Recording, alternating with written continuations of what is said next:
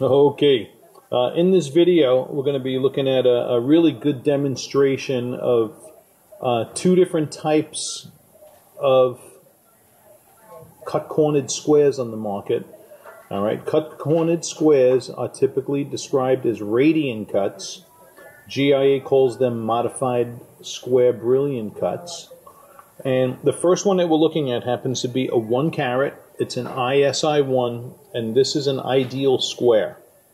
Okay, they are hearts and arrows squares. They exhibit optics similar to hearts and arrows round brilliant cuts. AGS ideal light performance and optics, absolutely spectacular options. Okay, now alongside of it is a box radiant, a square radiant cut, whose optics are pretty darn good. All right. However, we called in another one from the same manufacturer, and as you can see, we got more bright reflections popping out of this guy here on the right. This is a 1.25 carat GVS2. This one here is in the is a 130 FSI1. All right. So between these two, I'm gonna side with the one on the right because of its brighter reflections and sharper contrast. However, what we want to do in this video really is differentiate from this one, because we can acquire a little bit bigger. So that's a 1 carat versus a 1.30 carat. We can acquire this closer to the 1.20 carat mark, not quite a 1.30 carat, and it be looking like that. All right, and this is our. So we're going to really focus on these two now in the rest of the video, because this is what's going to boil down to ultimately. Do we go with the ideal square, hearts and arrows square, or a really nicely hand-picked box radiant? Both of them beautiful. All right, so this is brightness and contrast. Let's look at them in spotlighting. Okay. So this is our dimmer spotlighting environment.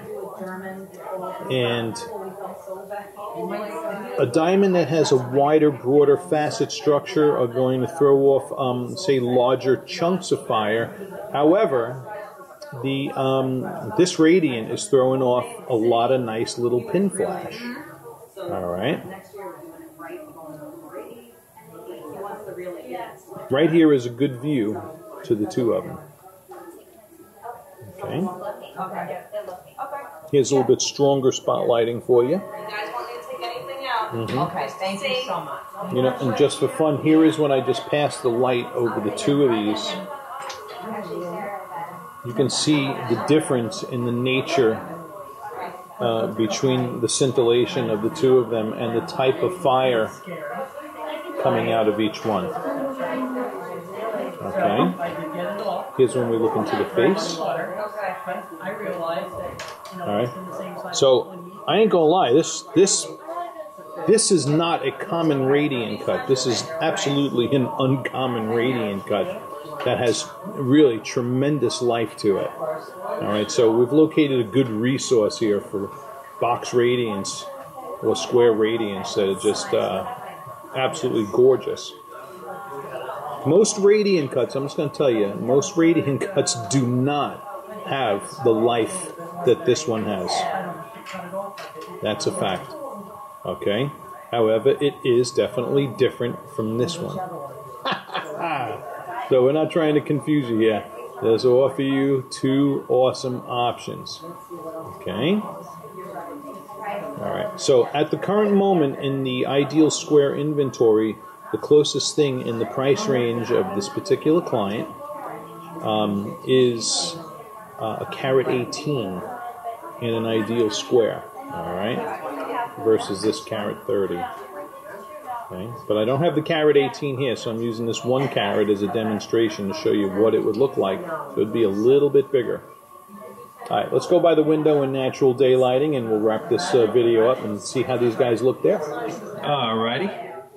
And here we are in natural daylighting by the window. And look at this, there's your square hearts and arrows on the left. and the radiant on the right. And it's looking really good. So, we definitely got two excellent options to choose from. I'm going to be forwarding this video to your email shortly. Unless, of course, you've already subscribed to the channel, you'll get it there automatically as soon as this gets done processing. And thank you for watching.